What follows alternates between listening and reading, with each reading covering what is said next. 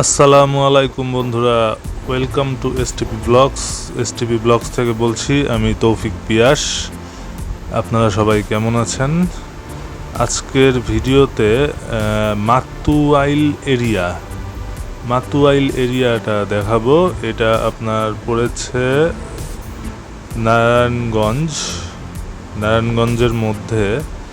এটা দেখতে পাচ্ছেন মাতুয়াইল এরিয়া। রাস্তার এক পাশে হচ্ছে নারায়ণগঞ্জ পাগলা, আরেক পাশে হচ্ছে ফতুল্লা নারায়ণগঞ্জ।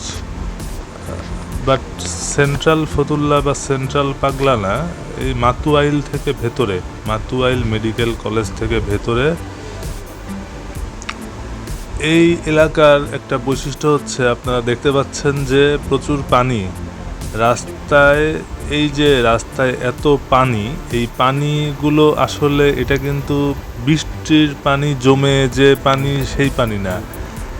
এখানে 12 মাসই এরকম পানি থাকে, তবে বৃষ্টির মধ্যে অনেক বেশি পানি থাকে। আর এখন দেখতে পাচ্ছেন এখন এরকম পানি, কম পানি। আসলে ড্রেনেজ ব্যবস্থা এখানে নাই বললেই চলে, যার কারণে পানিগুলো বের হতে পারে না। আশেপাশে অনেক পুকুর আছে, খালও আছে, কিন্তু তারপরেও পানিগুলো বের হতে পারে না। রাস্তায় যে পানিগুলো আটকে আছে, এই পানিগুলো বের হওয়ার মতো কোনো সিস্টেম নাই। খুবই খারাপ ড্রেনেজ অবস্থা, যার কারণে এই পানিগুলো আটকে থাকে। এবং এই পানিগুলো আপনার শীত বলেন, বর্ষা বলেন, গ্রীষ্ম বলেন, সব সময় এখানে এই অবস্থা। তবে বর্ষাকালে পানির পরিমাণ অত্যাধিক বেশি হয়। তখন নাকি রিক্সাতে গেলেও হয় না, রিক্সা পুরো পানিতে ডুবে থাকে, ভ্যানের উপরে দাঁড়িয়ে যেতে হয়। মানে ভ্যান চলে এবং ভ্যানের উপর দাঁড়িয়ে যেতে হয়, রিক্সাতে বসে থাকার মতো পরিস্থিতি হয় না। তো খুবই ইন্টারেস্টিং ব্যাপারটা আমার কাছে লেগেছে। যাই হোক, আমি এখন এসেছি, আমার ভাগ্য ভালো যে এখন আমি রিক্সাতেই যেতে পারছি। কিন্তু বেশি বৃষ্টির সময় নাকি একদম মাজা পানি বা কোমর পানি হয়ে যায় এই এলাকায়। এই এলাকার মানুষজন আসলে এভাবেই অভ্যস্ত হয়ে পড়েছে।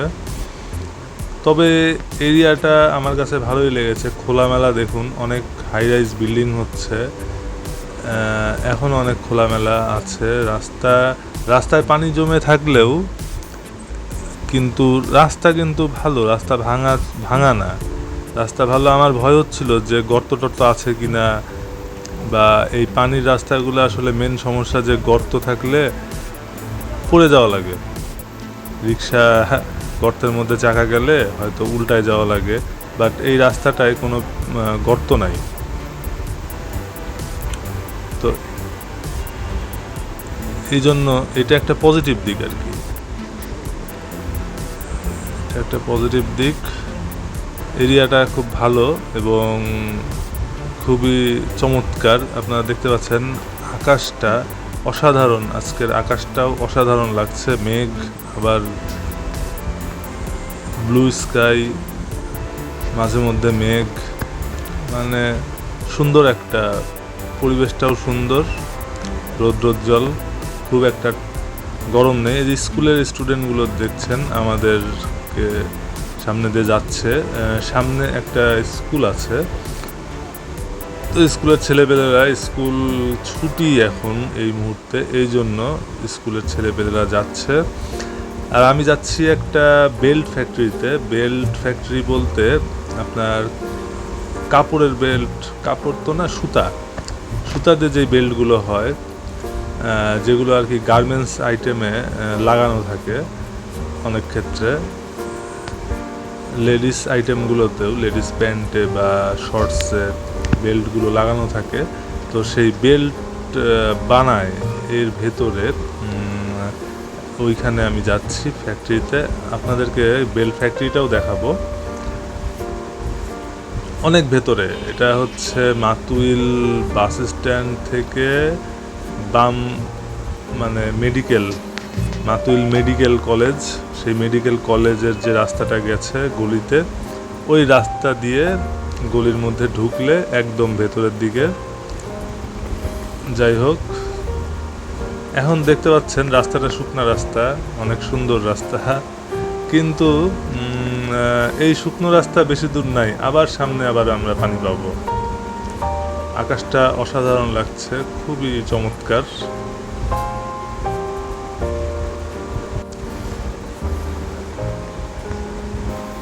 রাস্তার দুপাশে অসংখ্য দোকান, বাড়ি, ঘর।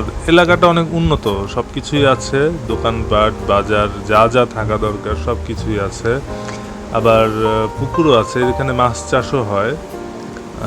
তো এখানকার মেন বিষয়টা হচ্ছে পানি, চতুর্দিকে শুধু পানি আর পানি। খুবই একটা মজার একটা ব্যাপার। এবং এখন নাকি অনেক কম পানি, আরও বেশি পানি হয়। তো পানি হলেও রাস্তা ভালো, এবং ভাঙা রাস্তা তো সব জায়গাতেই আছে, তবে পানির মধ্যে রাস্তাগুলো ভালোই, খারাপ না।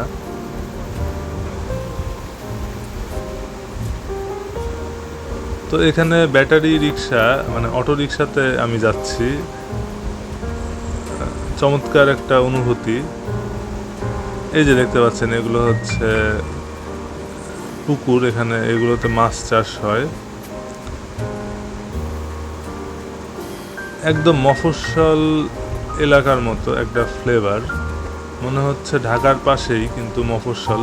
ঢাকা সাইনবোর্ডের পাশেই মাতুইল, ঢাকার পাশেই কিন্তু একটা মফস্বলের ফ্লেভার আছে। বাম পাশে মসজিদ, সুন্দর মসজিদ।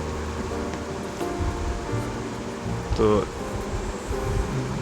দেখেন, আবারও আমরা পানির মধ্যে ঢুকে যাচ্ছি। অনেকটা ফ্লোটিং শহর, সেই ইতালির ভেনিসের মতো। ওইখানে নৌকা চলে, বাট এখানে রিক্সাতেই যাচ্ছি। আরেকটা কথা, রিক্সাওয়ালা ভাই আমাকে যেটা বলল যে এখানেও নাকি নৌকা চলে।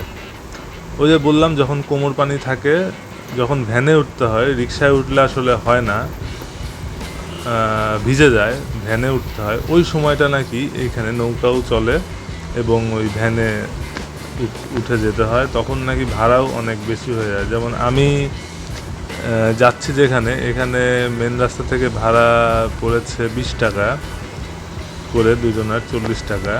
কিন্তু ওই সময় নাকি ভাড়া হয়ে যায় 150 টাকা, 160 টাকা এরকম। বুঝতেই পারছেন কি অবস্থা হয়। আর এলাকাবাসী এইভাবেই থেকে অভ্যস্ত হয়ে পড়েছে। দেখেন, স্বাভাবিক হাঁটাচলা করছে পানির মধ্যে দিয়ে। তো যেসব এলাকা আসলে, যেসব বাড়ি পানির পাশে পড়েছে, এগুলো একটু দুর্ভাগ্য এগুলো এলাকার লোকজনদের। তবে যে কিছু কিছু জায়গা দেখেছেন যে শুকনা রাস্তার পাশে যেসব বাড়িঘর বা দোকানপাট করেছে, এগুলো আসলে এনাদের ভাগ্য ভালো বা সৌভাগ্য বলতে পারি। এই যে পানি, পুরোটা রাস্তা জুড়েই পানি। আমার তো মোটামুটি আপনার এই যে দেখেন হাই রাইজ বিল্ডিং, আমি বলেছি না যে এখানে অনেক সুন্দর সুন্দর হাই রাইজ বিল্ডিংও হয়েছে অনেক, বাট কিন্তু রাস্তা, এই যে এটা হচ্ছে পুকুর, মাছ চাষ, মাঝে মধ্যে পুকুরও আছে। এই যে পুকুর দেখতে পাচ্ছেন, এগুলো সব পুকুর, এখানে মাছ চাষ হয়। কিন্তু রাস্তায় পানি যাবার একদমই ব্যবস্থা নেই। ড্রেন আছে, বাট ড্রেন মনে হয় জ্যাম, এগুলো পরিষ্কার করা হয় না। আর এগুলো দেখারও কোনো মানুষ নাই, এভাবেই আছে।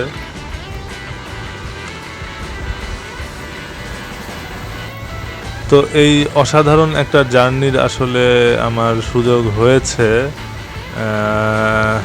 কাজের পারপাসেই। আসলে এমনিতে তো এসব জায়গায় আসার কোনো প্রশ্নই আসে না, কাজের জন্যই এখানে আসা। বাট বাড়িঘরগুলো দেখছেন ভালো ভালো, কিন্তু বাড়িঘর এখানে মানুষজন থাকে, ভালো ভালো অনেক মানুষজন থাকে, এবং এলাকাটা অনেক উন্নত। শুধু রাস্তাটা বাদ দিলে এখানকার দোকানপাট, বাজার এবং সব কিছু মিলায় এলাকাটা অনেক ভালো, সুন্দর। এই যে আমি বেল্ট ফ্যাক্টরির কথা বলেছিলাম, আমি এখন বেল্ট ফ্যাক্টরিতে চলে আসলাম। এই বেল্ট ফ্যাক্টরিতে এখানে এই যে বেল্ট দেখেন তৈরি হচ্ছে সুতা দিয়ে, বিভিন্ন ধরনের নাইলন বা অন্যান্য সুতা দিয়ে। এই যে সুতা দিয়ে দেখেন বেল্ট তৈরি হচ্ছে। এই বেল্টগুলো তৈরি হয়ে এই যে তৈরি হচ্ছে। পরে এগুলোর সাথে বোকলেস বা লেদার লাগিয়ে ফিনিশিং করে দেয়। মেটালের বোকলেস এবং লেদার লাগিয়ে এগুলো বেল্ট ফিনিশিং করে দেয় এইখানে আর কি। এটা মেশিন, এই মেশিন দিয়েই বেল্টগুলো তৈরি হচ্ছে। এই মেশিনগুলো অনেকটা ড্রস্টিং মেশিনের মতো বা ড্রকট মেশিনের মতো। আপনারা যারা গার্মেন্টস লাইনে আছেন তারা হয়তো বুঝতে পারবেন। এই যে বেল্ট দেখেন, এই যে এইখানে এগুলো সব বেল্টের হচ্ছে বোকলেস মেটালের,